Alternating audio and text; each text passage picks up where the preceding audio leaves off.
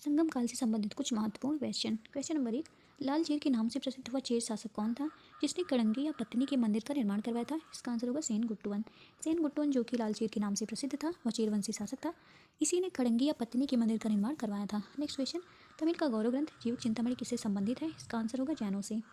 तमिल गौरव ग्रंथ जो जीवक चिंतामणि है वह जैन धर्म से संबंधित ग्रंथ है। नेक्स्ट क्वेश्चन, तमिल भाषा के सिलप्पदिकारम और मणिमेखले नामक गौरव ग्रंथ किससे संबंधित है? इसका आंसर होगा बौद्ध धर्म।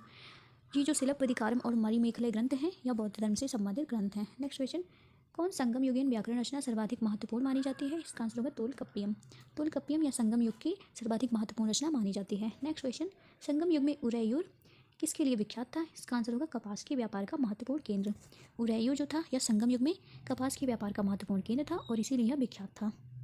नेक्स्ट क्वेश्चन, तोलकप्पियम ग्रंथ संबंधित है, यह व्याकरण और काव्य से संबंधित ग्रंथ है। नेक्स्ट क्वेश्चन, धार्मिक कविताओं का संकलन जिसे कुरुल कहा जाता है यह किस भाषा में है? इसका आंसर होगा तमिल। कुरुल यह तमिल भाषा में है और यह धार्मिक कविताओं का संकलन होता है। नेक्स्ट क्वेश्चन, कि संगम युगीन राज्य के संरक्षण में 3 संगमों का आयोजन हुआ? इसका आंसर होगा पांड्य। पांड्य राजाओं के संरक्षण में ही 3 संगमों का आयोजन किया गया था। नेक्स्ट क्वेश्चन, किसने उल्लेख किया है कि नंदू ने अपना कोष गंगा की धारा में छिपा कर रखा है? इसका आंसर होगा मामूलनार। मामूलनार ने अपने ग्रंथ में ऐसा उल्लेख किया है कि नंदू ने अपना कोष गंगा की धारा में छिपा के रखा है। नेक्स्ट क्वेश्चन, कपाटपुरम में संपन्न द्वितीय संगम का एकमात्र शेष ग्रंथ कौन सा है? इसका आंसर होगा तोलकप्पियम। तोलकप्पियम या द्वितीय संगम का एकमात्र शेष ग्रंथ है। नेक्स्ट क्वेश्चन, किसी ऋषि के बारे में कहा जाता है कि उन्होंने दक्षिण भारत का आर्यकरण किया और उन्हें आर्य बनाया? इसका आंसर होगा अगस्त्य ऋषि। अगस्त्य ऋषि के बारे में कहा जाता है कि इन्होंने दक्षिण भारत का आर्यकरण किया और उन्हें आर्य बनाया। नेक्स्ट क्वेश्चन, स्ट्रैबो के अनुसार संगम युग के किस वंश के शासक ने रोमन सम्राट के दरबार में 20 ईसा पूर्व के लगभग अपना एक दूत भेजा था? इसका आंसर होगा पांड्य नरेशों ने। स्ट्रैबो के अनुसार संगम युग के शासक पांड्य नरेशों ने रोमन सम्राट के दरबार में 20 ईसा पूर्व के लगभग अपना एक दूत भेजा था। नेक्स्ट क्वेश्चन, तिरुवल्लुवर की रचना कुरुल जिसे मुप्पाल भी कहा जाता है, इसको क्या कहा जाता है? इसको तमिल भूमिका बाइबल कहा जाता है।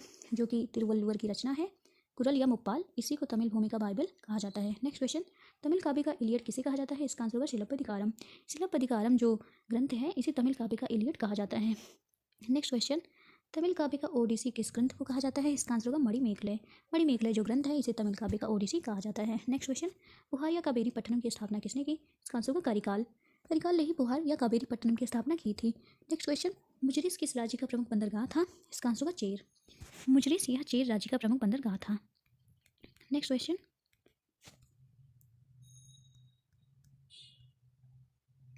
किसके संबंध में यह कहावत है कि जितनी जमीन में एक हाथी लेट सकता है उतनी जमीन पे 7 आदमियों का पेट भर सकता है? यह कावेरी डेल्टा के बारे में कहा गया है जो कि सर्वाधिक उपजाऊ नदी क्षेत्र था।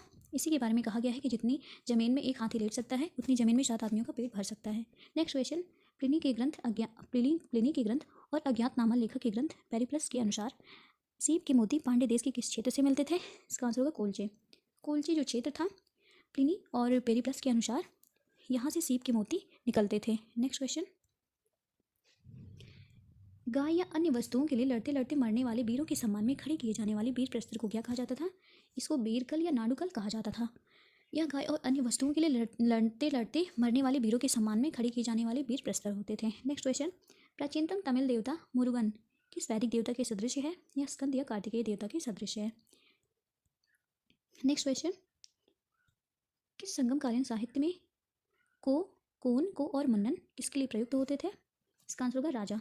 राजा को ही संगमकालीन साहित्य में कोन को और मन्नन कहा गया है।